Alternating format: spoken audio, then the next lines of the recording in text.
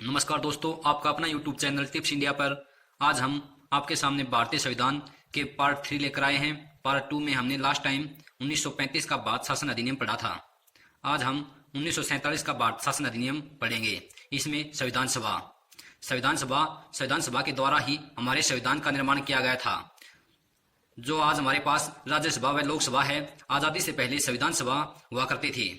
भारत में संविधान सभा की सबसे पहले मांग करने वाले थे 1895 में बाल गंगाधर तिलक, लेकिन औपचारिक रूप से तथा ऑफिशियली रूप से मांग करने वाले सबसे पहले 1934 में एम.एन. राय ने की थी। दोस्तों, लंबे समय से हम संविधान सभा की मांग कर रहे थे, लेकिन अंग्रेज हमारी मांग स्वीकार नहीं कर रहे थे। लेकिन जैसे ही सेकेंड वर्ल्ड वॉर शुरू हुआ 1939 में, तो अंग्रेजों को भारतीय सैनिकों की जरूरत पड़ी, जिससे अंग्रेजों ने पहली बार हमारी मांग स्वीकार की और 1940 में अगस्त प्रस्ताव दिया, जो संविधान सभा की मांग की पहली स्वीकृति थी। पंडित जवाहरलाल नेहरू ने इसे दरवाजे पर लगी कील कहा। उसके पश्चात इसे रिजेक्ट कर दिया गया और 1940 में व्यक्तिगत सत्याग्रह पारित किया गया, जिसके प्रस्तावक महात्मा गांधी थे। पहले व्यक्तिगत सत्याग्रह करने वाले विनोबा भावे थे तथा दूसरे व्यक्तिगत सत्याग्रह करने वाले पंडित जवाहरलाल नेहरू थे। उसके 2 साल पश्चात ही 1942 में क्रिप्स मिशन भारत आया। इससे भी भारतीय लोग संतुष्ट नहीं हुए। क्रिप्स मिशन को महात्मा गांधी ने पोस्ट डेटेड चेक कहा, जबकि जवाहरलाल नेहरू ने इसे डूबते हुए बैंक कहा। फिर जवाहरलाल नेहरू ने इसे डूबते हुए बैंक कहा। जैसे ही 1942 का दौर आया, तो हमें पता है कि 1942 में सेकंड विश्व युद्ध शुरू हो चुका था। इससे ब्रिटेन अमेरिका का साथ दे रहा था तथा जापान अमेरिका के खिलाफ था। जापान व अमेरिका दोनों के बीच हवाई हमले शुरू हो रहे थे, जिससे अब भारतीयों को यह डर था कि जापान भारतीयों पर भी हवाई हमले ना शुरू कर दे। इसलिए हमने फाइनली डिसाइड किया कि अब अंग्रेजों को भारत से जाना ही होगा। इसी प्रकार से 8 अगस्त 1942 को भारत छोड़ो आंदोलन शुरू हुआ, जिसे महात्मा गांधी ने शुरू किया।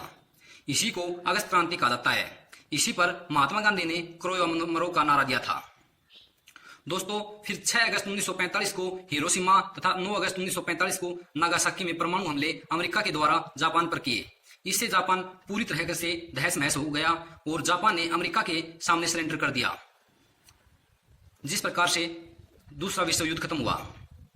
और उसके पश्चात इससे पूरे यूरोप में मंदी छा गई। सभी ब्रिटिश लोगों की मजबूरी यह हो गई। इससे हमारी सभी मांगे स्वीकार की गई और हमारी संविधान सभा बनी व एक मिशन भारत भेजा गया। वह मिशन था 1946 में कैबिनेट मिशन, जिसमें 3 सदस्य थे, Lord Cripps, Pethick Lawrence, A V. Alexander. इसी प्रकार से 1 जुलाई 1946 में संविधान सभा का प्रथम निर्वाचन हुआ, जिसमें टोटल मेंबर 379 थे, जिसमें से 292 सदस्य ब्रिटिश प्रांतों से थे, 93 सदस्य देशी रियासतों से, जबकि 4 सदस्य ब्रिटिश कमिश्नरियों से थे। जिसमें निर्वाचन केवल 296 सीट पर हुए तथा 93 सीट पर नॉमिनेशन हुआ।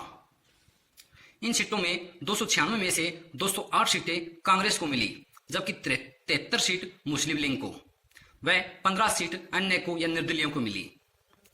भारत की फिर 2 सितंबर 1946 को भारत की प्रथम अंतरिम सरकार बनी।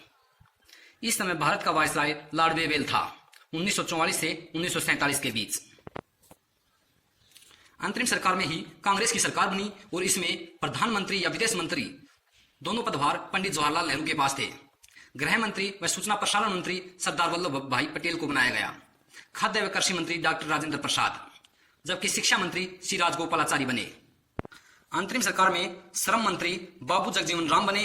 रक्षा मंत्री या डिफेंस मिनिस्टर सरदार बलदेव सिंह। रेलवे मंत्री अरुण आसफ अली को बनाया गया।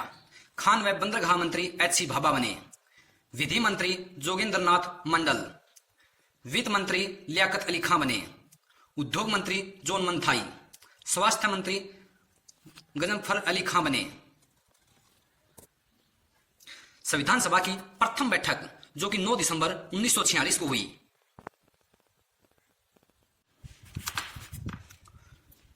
संविधान सभा की प्रथम बैठक हुई 9 दिसंबर 1946 में, जिसके अध्यक्ष डॉक्टर सचिदानंद सिन्हा को बनाया गया। इसके लिए फ्रेंच मॉडल का प्रयोग किया गया था। संविधान सभा की दूसरी बैठक 11 दिसंबर 1946 को हुई, जिसमें स्थायी अध्यक्ष डॉक्टर राजेंद्र प्रसाद बने। इसके उपाध्यक्ष एच.सी. मुखर्जी व डॉक्टर हरीश चंद्र मुखर्जी बने। वैधानिक सलाहकार बी.एन. राव बनाया गया। संविधान सभा की तीसरी बैठक 13 दिसंबर 1946 को हुई। इसमें पंडित जवाहरलाल नेहरू ने भारतीय संविधान की उद्देशिका पेश की। यही उद्देशिका आगे चलकर भारतीय संविधान की प्रस्तावना बनी। संविधान की प्रस्तावना ही भारत की आत्मा कहलाती है। 20 फरवरी 1947 को भारतीय स्वतंत्रता की घोषणा ब्रिटेन के प्रधानमंत्री क्लेमेंट एटली ने की। इसने बताया कि भारत को 30 जून 1948 से पहले आजाद कर दिया जाएगा। मार्च 1947 में भारत का अंतरिम वायसराय लॉर्ड माउंटबेटन बना। माउंटबेटन योजना के तहत भारत पाकिस्तान का विभाजन हुआ। इसमें बताया दोनों में गवर्नर जनरल का पद अलग अलग होगा तथा संविधान सभा अलग होगी। इसकी संविधान सभा के अध्यक्ष भारत के संविधान सभा के अध्यक्ष डॉक्टर राजेंद्र प्रसाद बनाए गए, जबकि पाकिस्तान के संविधान सभा के अध्यक्ष अली जिन्ना बने। इसके पश्चात 4 जुलाई 1947 में ब्रिटिश पार्लियामेंट में एक बिल पेश किया गया, जो कि 18 जुलाई 1947 को दोनों सदनों में पारित होकर 18 जुलाई 1947 को भारतीय स्वतंत्रता अधिनियम आया। इससे हमारी संविधान सभा का विभाजन हो गया। संविधान सभा का विभाजन किस योजना के तहत हुआ? वह योजना थी डिक्की बर्ड योजना। हमारी संविधान सभा में टोटल मेंबर 389 थे।